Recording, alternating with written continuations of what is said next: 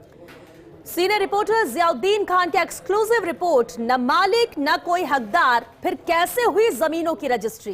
टोंक जिले में जमीनों की फर्जी रजिस्ट्री को लेकर फर्स्ट इंडिया न्यूज का यह बड़ा खुलासा है। आजादी के समय पाकिस्तान से आए लोगों को आवंटित हुई थी जमीनें। सिंधी समाज के अधिकांश लोगों को टोंक जिले में 1947 में ये जमीन आवंटित हुई थी, लेकिन आवंटन के बाद अधिकांश लोग फिर से टोंक से पलायन कर गए। और ऐसे में जब सरकार ने इस इसरदा बांध के लिए जमीन अवाप्ति करने की घोषणा की, तो जयपुर, टोंक और हरियाणा के भू माफिया इस दौरान सक्रिय हो गए और फर्जी दस्तावेज तैयार करवाकर फर्जी रजिस्ट्री करवाना भी शुरू कर दिया। औने पौने दावों पर जमीनों की रजिस्ट्री करवाकर बड़ा खेल शुरू किया गया, ताकि जब सरकार जमीनों के अवाप्ति के बाद मुआवजा दे तो सरकार से करोड़ों रुपए का मुआवजा ले ले। चौंकाने वाली बात है, जिन जमीनों की रजिस्ट्री उन जमीनों के असल खातेदारों की हो चुकी है मौत और ना ही उनके परिवार का कोई सदस्य मौजूद है। ऐसे में आधार कार्ड में फर्जीवाड़ा किया गया, एडिटिंग करके खातेदार का नाम और डमी खातेदार खड़ा कर दिया गया और बिना दस्तावेज जांचे ही जमीनों की रजिस्ट्री कर दी गई। टोंक जिले में करीब 500 बीघा जमीनों की फर्जी रजिस्ट्री हुई है।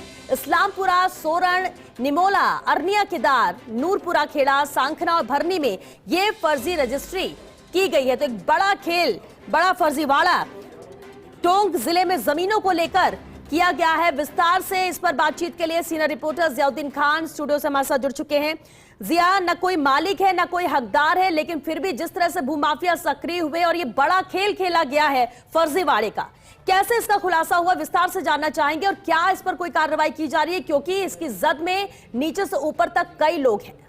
देखिएगा कि एक पूरा गिरोह है जो न केवल टोंक में बल्कि पूरे राजस्थान के अंदर सक्रिय हैं और वो राजस्व अधिकारी जो कर्मचारी होते हैं, जो तहसील में तैनात होते हैं, सबसे पहले उनसे कांटेक्ट करते हैं और पूछते हैं कि ऐसी कौन सी ज़मीनें हैं जिसके पिछले कई सालों से कोई खातेदार नहीं आ पाया हो। जब ये तय हो जाता है कि पिछले 30, 40, 50 साल से इस ज़मीन के ऊपर कोई खातेदार नहीं आया, तो फिर वो वहाँ पे पहुँचते हैं, एक डमी खातेदार खड़ा करते हैं और चूंकि उसके लिए फिर क्या करते हैं, जो आधार कार्ड होता है उसके अंदर फर्जीवाड़ा करते हैं, एडिटिंग करते हैं और फिर उन जमीनों की रजिस्ट्री करवा लेते हैं। जहां जहां पर जमीन अवाप्ति होती है, चूंकि अभी टोंक जिले की बात की जाए तो टोंक जिले में इसरदा बांध का निर्माण होना था और उसके अंदर बाकायदा जमीन की अवाप्ति होना थी। जमीन की अवाप्ति होना थी तो डीएलसी रेट का कई ज्यादा गुना वहां पे पैसा दिया जाना था सरकार की ओर से। तो ये जमीनें थी, डमी खातेदार खड़ा किया गया, डमी खातेदार के जरिए वहां पर रजिस्ट्री करवाई गई। अब डमी खातेदार को किस तरह से तैयार किया गया, एग्जाम्पल के तौर पर एक पहमल और मोटूलाल है जिसकी अब उम्र होती है 100 साल से ज्यादा, लेकिन जिस वक्त इसको वहां पे खड़ा किया गया ले जाकर और आधार कार्ड के अंदर एडिटिंग की गई, जब आधार कार्ड नंबर डाल के हम चेक करते हैं तो उसका नाम ओम प्रकाश आता है। वो पहमल नहीं है, ओम प्रकाश है। लेकिन जो पंजीयक कार्यालय है, रजिस्ट्रार ऑफिस है, वहां पे रजिस्ट्री कर दी जाती है। अब इसमें देखिएगा भूमाफियाओं ने गली भी निकाली, राजस्व अधिकारियों ने और पंजीयक कार्यालय के कर्मचारियों ने, कि रजिस्ट्री करवाने के अंदर जरूरी है कि आपको डीएलसी रेट का पैसा चेक से देना है, लेकिन चेक से नहीं दिया गया। चेक से देते तो पहमल नाम का आदमी ही मौजूद नहीं है, तो उसके नाम से चेक कैसे बनता? तो पैसा कैश में लिया गया। अब कुल मिला के देखा जाए तो टोंक जिले के अंदर 500 बीघा, खासतौर से टोंक तहसील में 500 बीघा जमीन है, जिसमें साखना की भी जमीन है, भरनी में भी जमीन है, अरनिया केदार, नूरपुरा खेड़ा, लांबा, निमोला और चराई के अंदर है। और सबसे अहम बात यह है कि क्योंकि जो लोग पाकिस्तान जा चुके हैं उनकी जमीन कस्टोडियन में आ जाना चाहिए। जहां तक होता है शत्रु संपत्ति होती है, उसके ऊपर सरकार, जिला कलेक्टर उसके मालिक होते हैं, उस पर भी कोई ध्यान नहीं दिया गया। अगर देखा जाए तो टोंक जिले में ऐसी कम से कम 3000 बीघा जमीन है जो लोग पहले पाकिस्तान जा चुके, लेकिन इस तरह से फर्जीवाड़ा करके उनकी जमीनों की फर्जी रजिस्ट्री करवाई गई और खातेदार बन गए। अब चूंकि इस पूरे मामले की शिकायत जयपुर तक पहुंची, तो सरकार पहले ही जमीनों के फर्जीवाड़े को लेकर और भ्रष्टाचार को लेकर सख्त है। तो ऐसे में राजस्व मंत्री हेमंत मीणा की तरफ से एक जांच कमेटी बनाई गई। जांच कमेटी में 4 सदस्य थे, हरिताभ आदित्य, एडीएम बिसलपुर जो है इसके अंदर शामिल किए गए। लेकिन मजे वाली बात यह है कि सिर्फ 20 बीघा जमीन की रजिस्ट्री की ही वो जांच कर रहे हैं, जबकि पूरे उस समय सीमा के अंदर जितनी रजिस्ट्रियां हुई फर्जी, उन सब की जांच की जाना थी। आखिर कौन कौन लोग, ऐसा क्यों कि सिर्फ लिमिटेड? ये तो वही हो गया कि शिकायत आई तो हमने कार्रवाई की खाना पूर्ति कर दी। अगर सिर्फ 20 बीघा को लेकर ये जांच कर रहे हैं तो जहां कहां 3000 बीघा तक की भी बात कही जा रही है और 500 बीघा जमीन के तो साफ तौर पर नजर आ रहे थे फर्जीवाड़ा हुआ है। देखिए, चौंकाने वाली बात है कि जब हमारी बात हुई तो उन्होंने कहा हमारे पास दस्तावेज नहीं है। उनके पास दस्तावेज नहीं है, लेकिन फर्स्ट इंडिया के पास, हमारे पास वो तमाम दस्तावेज हैं। आप देख सकते हैं, एक नहीं बल्कि 15 से ज्यादा रजिस्ट्रियां हमारे पास मौजूद हैं। एक एक करके अगर रजिस्ट्रियों का देखा जाए तो सबसे पहले पेहमल ने के नाम से फर्जी जो जमीन बेचान की बिलालुद्दीन के नाम से, एक है कन्हैयालाल और मोतीराम, ये जमीन बेची गई गुलाब कौर हरियाणा की रहने वाली है, उन्होंने खरीदी है, ये भी पूरी तरह से फर्जी तरीके से बेची गई। नाथूमल चतुर्मल जाति सिंधी, इनका भी कोई वारिस नहीं था, ये जमीन बेची गई कमलेश चौधरी के नाम से, लेकिन इसमें भी कोई कार्रवाई नहीं की गई।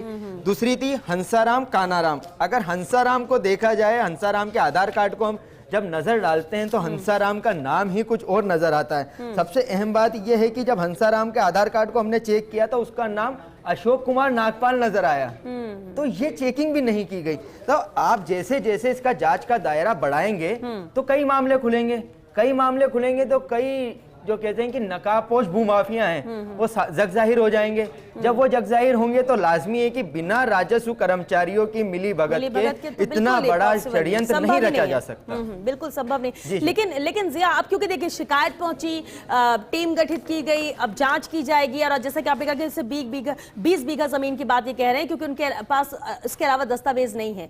लेकिन जांच का यह आधार क्या रहेगा? क्या उन लोगों से, उन अधिकारी कर्मचारियों से भी बात की जाएगी, उनसे भी पूछा जाएगा कि आखिर ये कैसे रजिस्ट्री कर दी गई? और अगर इतना आसान हो जाएगा फर्जीवाड़ा, तो हर जगह फर्जीवाड़ा ही रहेगा, और ये जो भू माफिया सक्रिय हो रहे हैं, जो अपने फायदे के लिए इस तरह से काम कर रहे हैं, वो और ज्यादा मजबूत होंगे। श्वेता, देखिएगा कि जांच का आधार मेरे नजरिए से ये होना चाहिए कि आखिर वो कौन शख्स थे जिन्होंने फर्जीवाड़ा किया गया।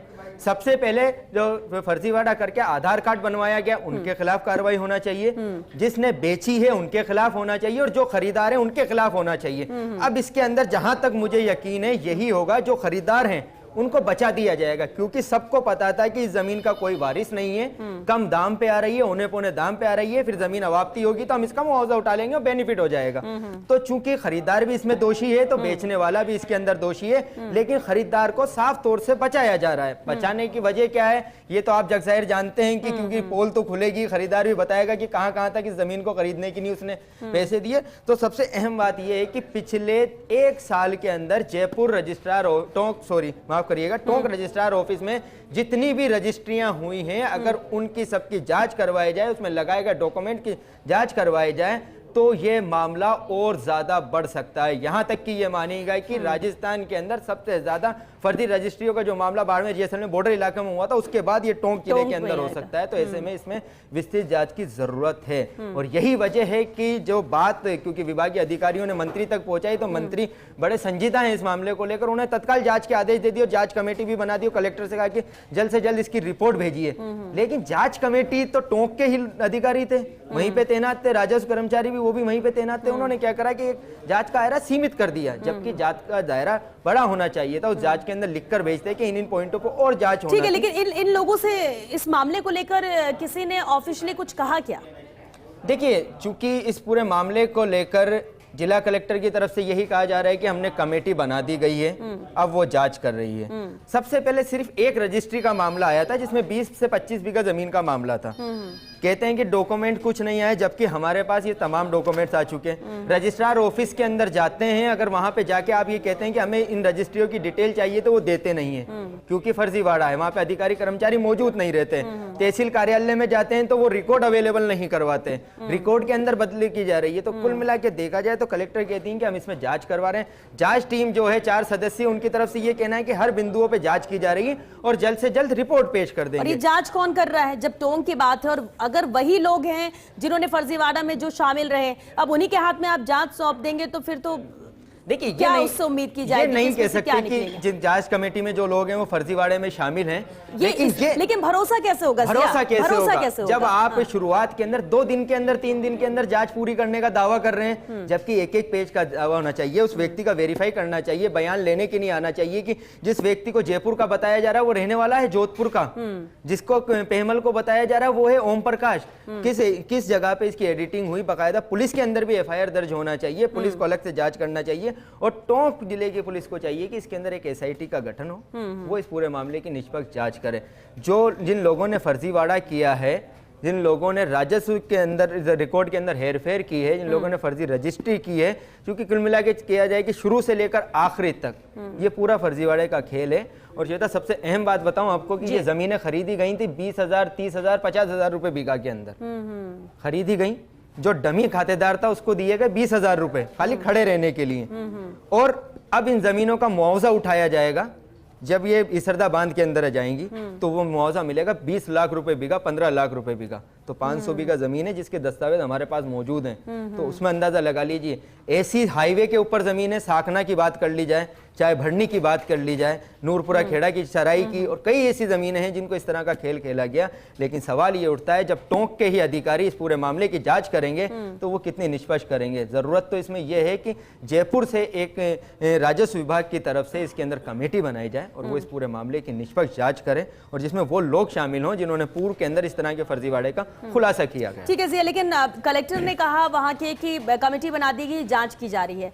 क्या उन्होंने और कोई जानकारी दी कि जांच अगर जारी है तो कितने दिन में जांच पूरी होगी? और अगर ये डेडलाइन यहाँ पर तय कर रहे हैं तो बड़ी बात यह है कि जिस तरह से फर्जीवाड़ा किया, एक एक स्टेप पर फर्जीवाड़ा है, कहीं पर भी कोई ट्रांसपेरेंसी नजर नहीं आ रही है। तो इससे समझा जा सकता है कि ये जो लोग फर्जीवाड़ा कर रहे हैं वो कितने मजबूत हैं, और सबसे बड़ी बात कितने दमग है कि अधिकारी कर्मचारी सबको साथ लेके डमी खड़ा कर देते हैं, उसके बाद खरीदारी, माने हर चीज ऐसा कर रहे हैं कि कहीं से कोई एक लूप होल ना मिल पाए।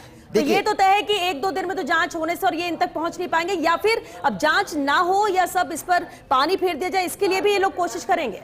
देखिए, अब तक अगर ये मामला राजस्व मंत्री के संज्ञान में नहीं आता तो टोंक के अंदर ये मामला पूरी तरह से दफन हो चुका होता। क्योंकि इसकी सबसे पहले जब मामले की जांच शिकायत की गई तो जिला कलेक्टर के पास की गई, जिला कलेक्टर की तरफ से जांच का आश्वासन दिया गया, लेकिन कोई कमेटी नहीं बनाई गई, कोई नहीं, कुछ कार्रवाई नहीं हुई। कार्रवाई क्यों नहीं हुई वो सब जानते हैं, जग जाहिर सी बात है किस वजह से कार्रवाई नहीं हो रही। ये कहा जा रहा है कि जो भूमाफिया हैं उनके पीछे सपोर्ट जो हैं उनका हाथ है, इस वजह से कार्रवाई नहीं हो पा रही। दूसरी बात ये थी कि जब राजस्व मंत्री की तरफ से कमेटी बनाई गई तो कमेटी गठित की गई। आप अंदाजा लगा ली कितने गंभीर थे टोंक जिले के जो जिम्मेदार अधिकारी हैं कि उनकी तरफ से कोई जांच नहीं करवाई गई। राजस्व मंत्री की तरफ से कमेटी बनने के बाद कमेटी का गठन करवाया गया, उसके बाद जांच शुरू हुई। तो अब जांच जब शुरू हुई तो फिर उसका जांच का दायरा भी सीमित कर दिया सिर्फ 20 बीघा जमीन के ऊपर, और उसके अंदर भी मुझे जहां तक लगता है जिसने फर्जी दस्तावेज लगा उसी पे कार्रवाई करने की तैयारी है और जिसने बेचा है उसी पर, जबकि इसके अंदर खरीदार भी उतना दोषी है, वो गवाह भी उतने दोषी हैं और वो अधिकारी भी उतने दोषी हैं जिन्होंने उस रजिस्ट्री को वेरीफाई कर दिया।